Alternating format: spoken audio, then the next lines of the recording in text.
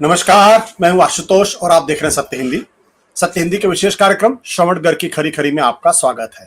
यह हमारा वो कार्यक्रम है जिसमें देश के जाने माने पत्रकार संपादक श्रवण गर्ग जी अपनी तीखी टिप्पणियां करते हैं मौजूदा राजनीतिक माहौल पर, और उनकी तीखी टिप्पणियों से ना तो सत्ता पक्ष बचता है ना ही विपक्ष, और दोनों ही तिलमिला के रह जाते हैं। आज फिर हम रूबरू होंगे श्रवण गर्ग जी से और जानेंगे कि दरअसल वो किस नजरिए से देखते हैं। जिस तरीके से भारतीय जनता पार्टी आरएसएस के बीच का रिश्ता पिछले दिनों निकल कर सामने आता हुआ दिखाई पड़ता है। हम ये कह सकते हैं कि दरअसल ये विवाद क्या नितिन गडकरी के रूप में हमारे सामने आ रहा है, क्योंकि नितिन गडकरी जो भारतीय जनता पार्टी के मौजूदा सरकार में एक वरिष्ठ मंत्री हैं, भारतीय जनता पार्टी के पूर्व अध्यक्ष भी रह चुके हैं। उन्होंने फिर एक ऐसा बयान दिया है जिससे इस बात का एहसास होता है कि कहीं ना कहीं वो या तो बगावती तेवर में, या कहा जा सकता है कि वो पार्टी और सरकार से अलग राय रख रहे हैं, उनकी रणनीति पर उनमें मतभेद है। उन्होंने पिछले दिनों स्पष्ट तौर पर कहा कि जिस तरीके से लाडली बहनी योजना महाराष्ट्र के अंदर है, ऐसी योजनाओं की वजह से जो दूसरे सेक्टर में या दूसरे मामलों में जिस तरीके की सब्सिडी दी जाती है उसमें संकट आ सकता है और उसको देने में दिक्कत पैदा हो सकती है। ये वो योजना है जिसके तहत भारतीय जनता पार्टी को इस बात का एहसास है कि मध्य प्रदेश की तरीके से महाराष्ट्र में भी उनकी जीत हो सकती है, यानी उनके लिए यह ट्रम्प कार्ड है। और इस ट्रम्प कार्ड पर अगर नितिन गडकरी ये बोलते हैं तो इसका मतलब यह है कि कहीं ना कहीं कुछ गहरे मतभेद हैं या फिर कुछ और उसके पीछे। लेकिन सिर्फ ये अकेला मसला नहीं है। ऐसा लगता है जैसे भारतीय जनता पार्टी के अध्यक्ष पद को लेकर भी एक जंग आरएसएस और नरेंद्र मोदी और भारतीय जनता पार्टी के बीच में मची हुई है। कायदे से तो भारतीय जनता पार्टी का नया अध्यक्ष जेपी नड्डा के बाद बहुत पहले ही बन जाना चाहिए था, लेकिन वो फंसा हुआ है और अभी तक ये स्पष्ट नहीं है कौन बनेगा। तो क्या सोचा जाए? चुनाव के बाद नरेंद्र मोदी, भारतीय जनता पार्टी और आरएसएस के बीच में जो कुछ हो रहा है वो क्या अनायास है, क्या महज यूं ही है, या किसी आगे की योजना के तहत ये एक तनाव हो रहा है? जानेंगे सीधे श्रवण जी से। श्रवण जी, आपका बहुत बहुत स्वागत है इस विशेष कार्यक्रम में। जी सर, आपका स्वागत। देखिए, ये जो अध्यक्ष का चुनाव नहीं हो रहा है उसके पीछे भी और कुछ है। जो गडकरी कह रहे हैं उसके पीछे भी और कुछ है जी। बहुत सारी चीजें हमको लगता है कि ऊपर से जो दिख रहा है वही सही है। गडकरी ने लाडली बहना को एक निशाने पर लिया, कहा कि 46,000 करोड़ रुपए 2.5 करोड़ बहनों को 1,500 रुपये महीने देने में निकल जाएंगे, तो उसके कारण जो सब्सिडी देते हैं इंडस्ट्रीज को, इन्वेस्टमेंट पर उसका असर पड़ेगा। हम जैसे वो एक कहानी है कि 5 blind man and an elephant, जी, वो वाला मामला है कि हम, या अध्यक्ष का चुनाव नहीं हुआ तो उसमें हम देख रहे हैं कि मोदी जी फलाने को चाहते हैं, संघ उसको चाहता है। मैं भी काफी समय से मैं भी इन्हीं चीजों में लगा रहा। मैं भी डिबेट्स में यही इसी पर बहस करता रहा, कल तक परसों तक करता रहा कि ये मामला मतलब अध्यक्ष कौन हो सकता है, नहीं हो सकता है, या गडकरी ने क्यों कहा। ये मैं कल तक ये सोच रहा था, डिबेट में भी पार्टिसिपेट कर रहा था जी। मैंने कुछ इस पर नए सिरे से सोचा है और वो मैं थोड़ा सा शेयर करना चाहता हूँ कि वो मुझे क्या लगता है। मतलब मैं कोई ये तो दावा नहीं करता कि मेरा सोचा हुआ सही है, पर मैं एक अलग एंगल जो मुझे लगता है उस पूरे विवाद के बारे में, कि अध्यक्ष हो या गडकरी हो या संजय जोशी हो या वसुंधरा हो, इन सब के पीछे क्या मामला मुझे नजर आता है, जो कि मैं समझ रहा हूँ, वो ये है कि जो आरएसएस के जो हमले चल रहे हैं उसको मैं बहुत ही, जिसको अंग्रेजी में शब्द है मेटिकुलसली प्लान्ड, जी, बहुत ही बारीकी से वो प्लान किए हुए हमले चल रहे हैं। मैं ऐसा मानता हूँ। और उसमें मैं ये तलाश कर रहा हूँ कि मोदी जी और अमित शाह जी इन हमलों से बचेंगे कैसे, क्योंकि जो एक चीज जो साफ हो रही है, धीरे धीरे साफ हो रही है कि मोदी जी, शाह साहब और उनके जो कुछ गिने चुने 4-5 लोग हैं, उनके साथ पूरी पार्टी नहीं है और सांसद भी नहीं है और संघ भी नहीं है और संघ के फ्रंटल ऑर्गेनाइजेशंस भी नहीं है और बहुत सारे बीजेपी राज्यों के मुख्यमंत्री भी नहीं है। जो मैं एक अनुमान मेरा लग रहा है वो बता रहा हूं मैं, कि जी। जैसे मुजफ्फरनगर का नेम प्लेट वाला मामला हुआ, हम्म।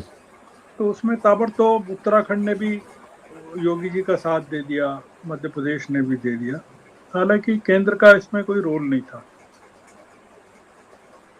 मैं उस लिहाज से चीजों को कह रहा हूं, तो मैं उसमें ये देख रहा हूं कि जो मुझे हड़बड़ी दिख रही है आरएसएस के पार्ट पर, वो ये दिख रही है कि वो 2025 को की भी प्रतीक्षा नहीं करना चाहता है। हम लोग जो बहस में है वो ये कि 2029 की हम बात कर रहे हैं, पर जो हम मान रहे हैं कि मैं जो देख रहा हूं उसमें ये कि चीजें इतनी तेजी से प्रेसिपिटेट हो रही हैं कि संघ हम्म। और गडकरी और ये तमाम जो लोग हैं वो 2025 की भी प्रतीक्षा नहीं करना चाहते हैं, मैं ऐसा मानता हूं।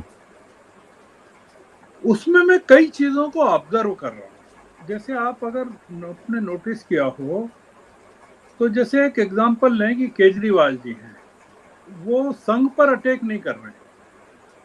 अगर आपने नोटिस किया हो, वो जी।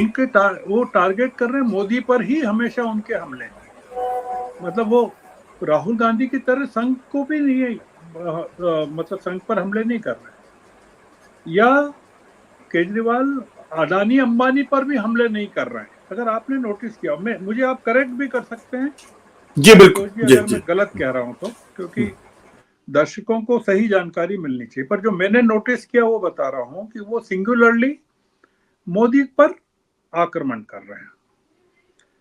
इसमें मैं कुछ चीजें ढूंढ रहा हूं कि वो मोदी पर क्यों कर रहे हैं, संघ पर क्यों नहीं कर रहे हैं, और रानी अंबानी पर क्यों नहीं कर रहे हैं। मुझे जो एक फीलिंग है कि आरएसएस ने अपने फ्रंटल ऑर्गेनाइजेशन जितने हैं, वो धर्म संसद जो हैं या जो मुख्यमंत्री हैं यूपी के या राजस्थान के या महाराष्ट्र में या मध्य प्रदेश में, छत्तीसगढ़ में, इन सबको, या असम में, इन सबको साध लिया है, लगभग साध लिया है। And they are in tune with sun. They don't see future in following the centre. उनको ये लगता है, जो मेरा एक नजरिया है वो बता रहा हूं। और नॉर्थ ईस्ट को भी आप इसमें शामिल कर सकते हैं, क्योंकि नॉर्थ ईस्ट में जो संघ है बहुत सालों से काम कर रहा है, मतलब 25-30 सालों से काम कर रहा है। तो इसलिए एक जो फीलिंग है वो हिंदुत्व की, वो बड़ी स्ट्रांग चल रही है। हो सकता है कि संघ ने कुछ ऐसी स्ट्रेटेजी वर्कआउट की हो कि वो हिंदुत्व को एक बड़े हथियार के रूप में इस्तेमाल करना चाहता है और योगी को उसका प्रतिनिधि बनाना चाहता है। मैं उस पर आगे आऊंगा कि मैं ऐसा क्यों सोचता हूं।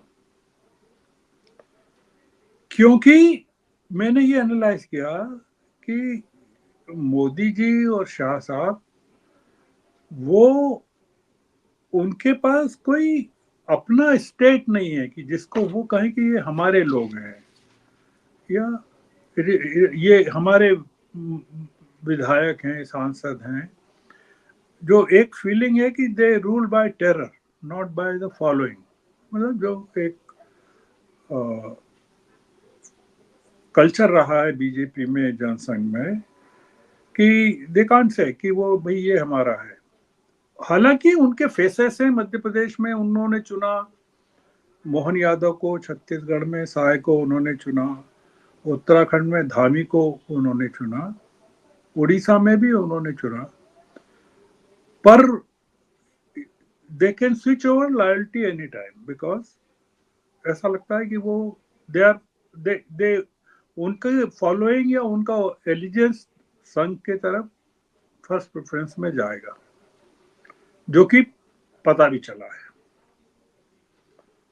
जो मैं देख रहा हूं कि मैंने आपसे कहा 2025 की प्रतीक्षा नहीं करना चाहता है, तो मैं ये देख जी रहा हूं जी। कि महाराष्ट्र के चुनाव के तत्काल बाद ये महायुति पूरी तरह डिसइंटीग्रेट हो जाएगी। जो मैं देख रहा हूँ, आई मे बी रॉन्ग, पर जो महाराष्ट्र में पूरा का पूरा तामझाम है महायुति के नाम पर, वो कोलैप्स हो जाना चाहिए।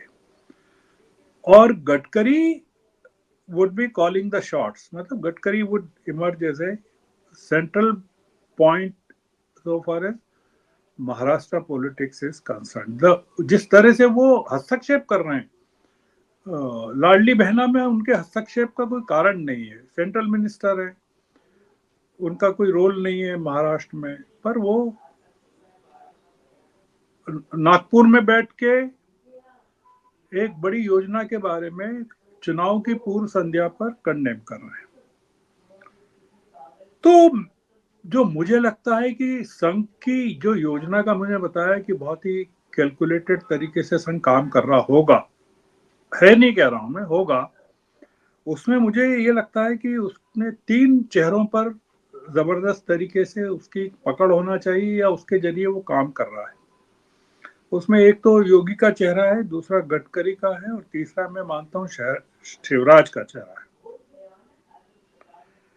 तो मैंने एक इशू एक डिबेट में कल ही रेस किया था, और वो उसके बारे में फिर मैंने बाद में सोचा। वो ये सोचा आशुतोष जी कि मोदी जी को सबसे ज्यादा नुकसान कहाँ हुआ लोकसभा चुनाव में, जिसके कारण उनकी पूरी की पूरी सत्ता चली गई या कमजोर हो गए। वो 2 राज्य हैं, महाराष्ट्र और उत्तर प्रदेश। और आप पाएंगे कि इन दोनों में सरकारें बीजेपी की, और यहाँ सबसे ज्यादा लॉस हुआ। तो मैंने एक डिबेट में ये भी पूछा था मजाक में कि क्या योगी जी ने जानबूझ करके मोदी जी को हरवा दिया। मैं इसको इसलिए ट्रेस कर रहा हूं इस चीज को कि उड़ीसा में सरकार नहीं थी बीजेपी की। अगर आप गौर करें तो उड़ीसा के जो विधानसभा के चुनाव हुए हैं वो लोकसभा के साथ हुए हैं, तो वहां बीजेपी को 11 सीटें मिली। आंध्र प्रदेश में विपक्ष की, मतलब उड़ीसा में विपक्ष की हुकूमत थी, वहां 11 सीटें मिली। आंध्र प्रदेश में कोई सीट नहीं थी, वहां 3 सीटें मिली। कर्नाटक में कांग्रेस की हुकूमत होते हुए 17 सीटें मिली। अब मैं ये जानना चाहता हूं कि जिन राज्यों में आपकी हुकूमत नहीं है बीजेपी की, वहां आपको लोकसभा में गेन हो रहा है, और महाराष्ट्र में और यहाँ उत्तर प्रदेश में लॉस हो रहा है, और बिहार में भी गेन हो रहा है, और पश्चिम बंगाल के भी फिगर्स अगर आप देखें तो उतना डिवास्टेशन नहीं हुआ जितना कि आप पा रहे हैं कि यूपी में और महाराष्ट्र में हुआ है। जबकि वहाँ ये हैं अपनी ममता जी हैं, वहाँ 6 सीटों का सिर्फ नुकसान हुआ है। अब उत्तर प्रदेश के मुकाबले अगर देखें कि भाजपा को 29 सीटों का नुकसान हुआ, महाराष्ट्र में 13 सीटों का नुकसान हुआ, उसके हिसाब से अगर बंगाल को देखें तो आपको पता चलेगा कि सिर्फ 6 सीटों का नुकसान हुआ है और बिहार में 5 ही सीट का हुआ, जबकि वहां जेडीयू की हुकूमत है। मैं कुछ जी। मतलब कोई डेफिनेट कंक्लूजन पे नहीं पहुंच रहा हूं, मैं एक कुछ समझने की कोशिश कर रहा हूं कि संघ की चिंता का कारण क्या हो सकता है। तो मुझे ये लगता है कि संघ की चिंता में ये शुमार हो सकता है कि 2029 बहुत लेट हो जाएगा अगर चीजें ऐसी ही चलती रही तो, और 2029 तक राहुल बहुत कंसोलिडेट कर लेंगे पूरे देश में। अब आप अगर देखें उल्टे चलें थोड़े से आशुतोष जी, तो पूरा साउथ बीजेपी के हाथ से निकल चुका है। अगर आप चलें आंध्र में, तेलंगाना में, कर्नाटक में, तमिलनाडु में, केरल में, पूरा जा चुका है। इस चुनाव में महाराष्ट्र भी चला जाएगा। ये तो साउथ का मैंने बताया विंध्याचल के पार का हिसाब। अगर आप सीटों में जाएंगे तो 150 सीटें आपको मिल जाएंगी। जी। इधर आ जाए विंध्याचल के इस तरफ तो पंजाब नहीं है इनके पास, वेस्ट बंगाल नहीं है, दिल्ली नहीं है, हिमाचल नहीं है, झारखंड नहीं है, और हरियाणा और महाराष्ट्र भी चला जाएगा। आप थोड़ा सा एक ब्रॉडर पिक्चर देखिए कि मतलब पॉलिटिकल सिचुएशन के हिसाब से, और ये जो सीटें हैं वो काफी सीटें हैं। अगर हरियाणा और महाराष्ट्र भी चला जाए तो 128 सीटें हैं, और साउथ की 150 सीटें हैं अगर आप जोड़ लें। बीजेपी 2029 में वाइप्ड आउट हो जाएगी। 1984 बन जाएगा बीजेपी का।